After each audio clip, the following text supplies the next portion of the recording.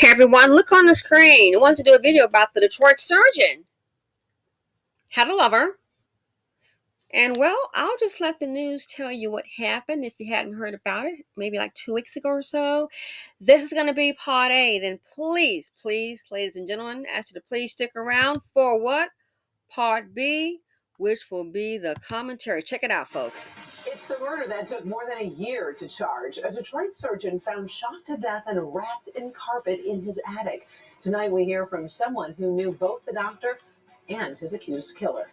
Thanks, everyone, for joining us here at 6. I'm Karen Drew in for Kimberly Gill tonight. And I'm Damon Fernandez in for Devon Skillian.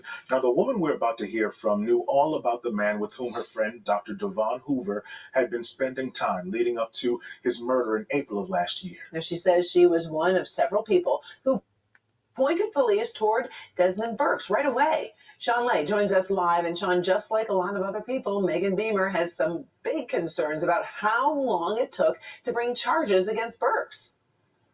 That's the key to her speaking out to us today. And look, I'm hearing from a lot of you in the last few days have tough questions about this very complicated case. But look, Megan Beamer is her name, friends with Dr. Burks. Friends with Dr. Hoover, I should say, while she was in the house. There were times when Desmond Burks was here also. He was a friend and he was in there from time to time. But when Dr. Hoover's body was found up in the 3rd floor attic area, she says she immediately thought of Burks and wants to know why it took so long to charge him. He called me and told me that they did in fact pick up the person who we all said it was from the very beginning. Wow. From the jump.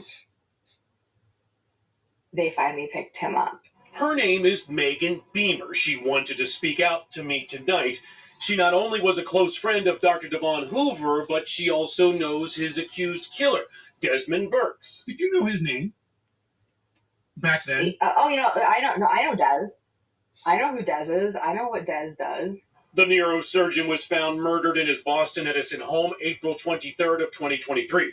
But Wayne County prosecutor Kim Worthy charged Burks with the doctor's murder last week, some 16 months later, saying witnesses were reluctant to come forward due to the doctor having an intimate relationship with Burks. Beamer says Detroit police were pointed to Desmond Burks by Hoover's friends from the start. Everybody knew exactly who it was.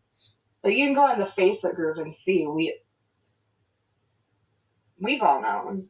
And sources confirmed to me tonight that Detroit police arrested Burks 5 days after Hoover was murdered, but released him. I'm told more evidence for a murder charge was needed. And while police continued to investigate Burks, nearly 1 year after the doctor's death, Burks is accused of killing 67-year-old Rita Sala during a road rage incident this past April. Why was he not kept in jail? Then another family wouldn't have lost their family member like we lost Devon.